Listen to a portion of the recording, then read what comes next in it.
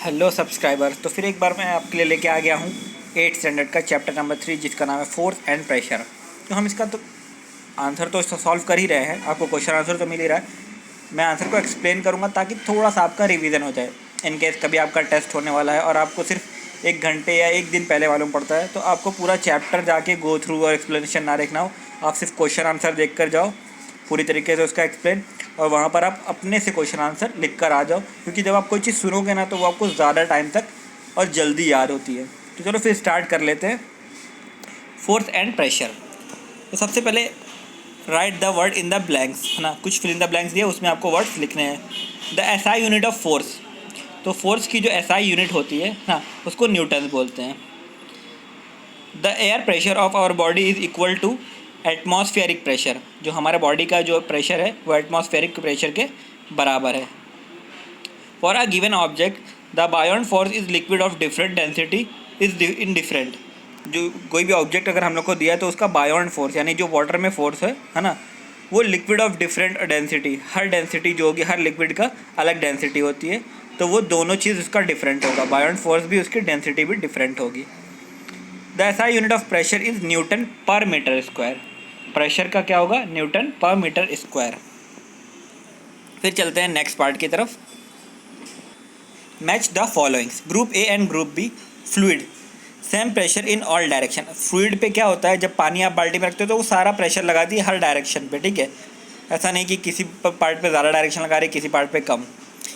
Blunt knife lower pressure, ठीक है, अगर आप किसी पे शार्प एकदम नाइफ है तो वो कम से कम प्रेशर लगाना पड़ेगा आपको। शार्प नीडल हाई प्रेशर, एकदम शार्प नीडल है ना तो आप कहीं रखोगे तो मतलब बिल्कुल हाई प्रेशर से वो नीचे चलेगी। Relative density specific gravity. Hectopascal atmospheric pressure, hectopascal जो होता है, पास्कल जो है वो प्रेशर के लिए एक्चुअली डिफाइन किया गया है, पास्कल को यूनिट जो है, तो एटमॉस्फेरिक प्रेशर इसका आंसर है। आंसर है following question in a brief. A plastic cube is release in a water, will it sink of और come to surface of water. अगर आप एक प्लास्टिक क्यूब को आप वाटर में डाल रहे हो तो क्या वो सिंक हो जाएगा या वाटर के ऊपर आ जाएगा, उसका आंसर देखना है हमें। The plastic cube is going to float on the surface of water, plastic cube जो है वो सरफेस ऑफ वाटर पे फ्लोट करेगा। As it density is less than that of water, अगर उसकी डेंसिटी वाटर की डेंसिटी से कम है तो। Question number B, where do the blood carrying heavy vehicle load carrying heavy vehicle load है ये, why do the load carrying heavy vehicle have large number of wheels. अगर जो हैवी व्हीकल्स होते हैं जिसपे बहुत सारा लोड डाला जाता है ना, उसके व्हील्स बहुत ज़्यादा क्यों होते हैं, ठीक है, जैसे आप देखो नॉर्मल गाड़ियों के व्हील्स 4 होते हैं, बट ट्रक्स वगैरह के 12, 14 व्हील्स होते हैं जो हैवी ट्रक्स होते हैं। तो आज उसके बारे में जान लेते हैं। वी नो प्रेशर, हम प्रेशर को जानते हैं, प्रेशर का फॉर्मूला होता है area, pressure equals to force upon area. So greater the area of contact between two surface lesser will be the pressure. जब दो सरफेस के बीच में ना कम अगर एरिया का डिस्टेंस रहेगा तो कम प्रेशर लगेगा। जैसे आप सपोज आप एक कोई चीज़ लो, ठीक है, मतलब एक प्लाई का बोर्ड लो, है ना, और उसको सिर्फ एक बॉटल के ऊपर ऐसा रख के देखो तो बहुत ज़्यादा प्रेशर लगेगा। बस उसको 4 बॉटल पे अलग अलग रख के देखो ना, चारों कॉर्नर पे उसके बॉटल रख के देखो तो चारों पे बहुत लाइट प्रेशर लगेगा। तो इसलिए जितने ज़्यादा व्हील रहेंगे उतना ज़्यादा प्रेशर डिवाइड हो जाएगा।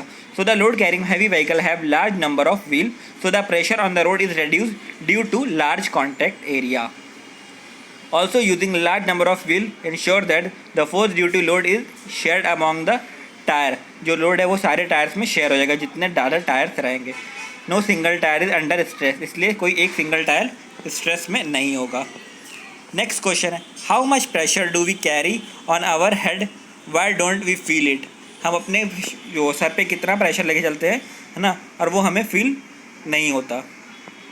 We carry atmospheric pressure about 105 pascal, हम अपने सर पे हमेशा 105 पास्कल का प्रेशर लेके चलते हैं, ठीक है।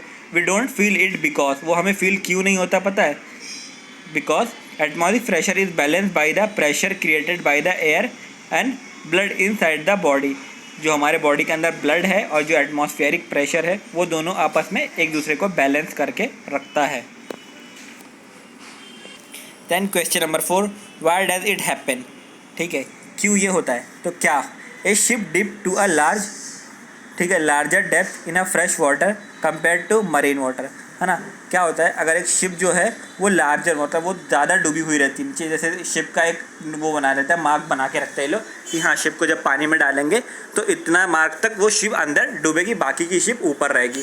तो लेकिन जब उसको अलग अलग पानियों में डाला गया, मरीन वाटर और फ्रेश वाटर में, तो उसका मार्क जो है जब मरीन वाटर में उसको डाल रहे थे तो वो कम डिप हो रहा था, मार्क ऊपर से दिखाई दे रहा था। बट जब फ्रेश वाटर में उसी शिप को उतार रहे थे तो वो मार्क नीचे चला जा रहे थे, यानी और ज़्यादा डिप तक शिप चली जा रही थी। तो इसका रीज़न क्या है? The density of marine water is more than the fresh water due to which the buoyant force on the, तो उससे क्या हो रहा था मैं बता रहा था, marine water is more than the fresh water, hence the ship dip to larger depth in a fresh water. क्या होता है कि जब डेंसिटी नापा गया ना, तो जो मरीन वाटर की थी उसकी डेंसिटी ज़्यादा थी, ठीक है। तो जिसकी डेंसिटी ज़्यादा होती है ना, वो नीचे से फोर्स ज़्यादा लगाता है, ऊपर की तरफ धक्का देता है। तो जो बायोंट फोर्स था वो ऊपर की तरफ शिप को धक्का दे रहा था, इसलिए शिप मरीन वाटर में कम डूबती है, ठीक है, as compare to fresh water. तो इसका आंसर सीधा सीधा आपको क्या मालूम पड़ा कि दोनों वो बायोंट फोर्स की वजह से होता है, और बायोंट फोर्स किसके डिपेंड करता है? Density of water. तो इसका सीधा सीधा आंसर है क्योंकि फ्रेश वाटर की डेंसिटी कम होती है मरीन वाटर से। Fruit can easily be cut with a sharp knife. Fruit जो है हम इजीली कर लेते हैं किसे? शार्प नाइफ से। Since the sharp edge knife make lesser contact with the fruit to be cut, क्योंकि उसका जो कॉन्टैक्ट और फोर्स है ना फ्रूट के साथ बहुत कम आता है, क्योंकि जो बहुत शार्प होते हैं वो बहुत पतले नाइफ्स होंगे, ठीक है।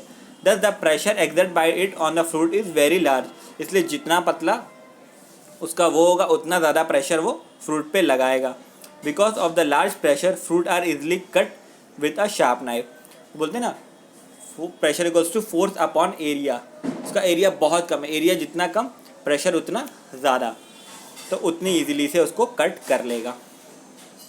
The wall of a dam is broad at it base, जो वॉल होती है डैम की वो उसके बेस पे बहुत ब्रॉड होती है, चौड़ी होती है, ऐसा नीचे से चौड़ी होती है, फिर ऊपर आते आते वो पतली होती है। क्यों होता है ऐसा? ठीक है, we know pressure of a liquid increase with depth. हम जानते हैं ना कि जितना हम पानी के अंदर जाएंगे ना उतना लिक्विड प्रेशर इंक्रीज होता है। सपोज तभी आपको कोई अगर वॉच खरीदते हो, अगर वाटर प्रूफ दिया होता है ना, तो उसके पीछे देखना लिखा रहता है कि 35 मीटर या 30 मीटर या कुछ फीट इतने दूर तक ही ये वाटर में क्या है, वाटर प्रूफ है। बाकी उसके नीचे अगर डिप में गया तो इसके अंदर पानी आ जाएगा। क्यों आ जाएगा? क्योंकि वाटर का प्रेशर डिप जाते जाते बढ़ जाता है, इसका वही रीज़न होता है। तो आंसर है so the wall of the dam is made broad at it base so that is able to withstand the heavy pressure exert by the river water, ताकि जितना नीचे तक चौड़ा रखा जाता है क्योंकि नीचे पानी का प्रेशर ज़्यादा होता है। If the stationary pressure suddenly, क्या बोलता है, स्टेशनरी प्रेशर अगर जैसे कोई stationary bus suddenly speed up passenger are thrown in the backward direction, अगर आप बस में बैठे बस अचानक से चालू होती है आगे की तरफ तो आप पीछे की तरफ आपको झटका लगता है ना। क्यों लगता है वो जान लो। If a stationary bus suddenly speed up passenger are the thrown in the backward direction, this is because initially the whole body of passenger inside the bus was in the state of rest, क्योंकि इंसान की पूरी body बिल्कुल rest में होती है जब वो बस में बैठता है। But when the bus suddenly start or speed up lower half of the passenger body came in the motion, क्योंकि जितना दूर आप बैठे हो वो मोशन में आ जाएगी, आपकी आधी बॉडी मोशन में हो जाएगी। the passenger body comes in motion in the forward direction but the upper half still, जो upper half है still remain at the rest due to inertia of the rest, hence the passenger are thrown backward when the stationary bus suddenly speed up। ये होता क्या है कि जब आप बस में बैठते हो जो स्पीड अप होते हैं, क्योंकि आपकी आधी बॉडी जो है वो रेस्ट में होती है और आधी बॉडी बस के साथ वर्किंग में आ जाती है। तो आपकी आधी बॉडी आपको आगे की तरफ बस की वजह से खींचना चाहती है और आधी बॉडी आपको इनर्शिया की वजह से, जिस वजह से वो रुका था, इनर्शिया का जो जब बस रुकी है तो उसका मतलब उसका इनर्शिया जो है वो रुका हुआ रहेगा, उस वजह से रेस्ट में था। तो आपकी बॉडी आपको पीछे की तरफ खींचना ज़्यादा बेटर समझती है। Then complete the following tables. ये एक न्यूमेरिकल शॉर्ट सा और बहुत इजी है, उसका कंप्लीट टेबल बनाएंगे। We know the density, density का फॉर्मूला है मास अपॉन वॉल्यूम। डेंसिटी का फॉर्मूला क्या है? Mass upon volume.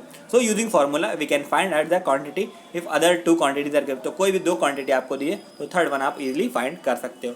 तो आपको यहाँ पर जो भी है दो क्वांटिटी उठाकर रखना है, जैसे आपकी बुक्स में जो नहीं दी हुई है फॉर्मूले की जगह पे. अगर डेंसिटी दी है तो डेंसिटी रखना है, मास दिया है तो मास रखना है, वॉल्यूम, और थर्ड वन उसके हिसाब से आप इजीली फाइंड आउट कर सकते हो. और नहीं कर सकते तो सिर्फ आपको टेबल कॉपी करना, तो आप यहाँ से टेबल कॉपी कर लो. बट आप फॉर्मूले में अगर रखोगे तो ये सिंपल यूनिट से आप इजीली फाइंड कर लोगे. We know the relative density of a substance, है ना. Finding the relative density, relative density का फॉर्मूला है density of a substance upon density of water. Substance की डेंसिटी और उसको वाटर की डेंसिटी से डिवाइड कर देना, आपको रिलेटिव डेंसिटी ऑफ सब्सटेंस मिल जाएगी. So using above formula we can find out one quantity if the other two quantity are given. मैंने बोला कि अगर आपको फॉर्मूला तीन चीज़ों से दिया है तो दो क्वांटिटी आपको पता हो तो आप third quantity easily find out कर लोगे.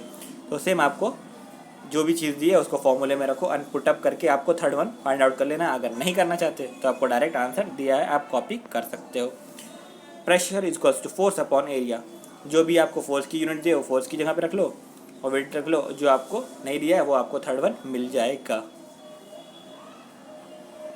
फिर नेक्स्ट क्वेश्चन भी एज इट इज है, the density of a metal is, आपको इतना दिया हुआ find out the relative density. तो आपको सिंपल फार्मूला पता है, क्या पता है, गिवन आपको लिखना है सबसे पहले. हाँ, आपको जब भी न्यूमेरिकल्स लिखो ना एग्जाम में तो यार सबसे पहले गिवन लिख दोगे ना, फॉर्मूला लिख दोगे ना. अगर 2 मार्क्स का न्यूमेरिकल है ना तो 1 मार्क्स तो टीचर देगा ही देगा, उसको देना ही पड़ेगा. तो ठीक है, बाकी 1 मार्क्स क्या होता है, सॉल्विंग का होता है, आधा मार्क्स सॉल्विंग का होता है, आधा मार्क्स आंसर का होता है.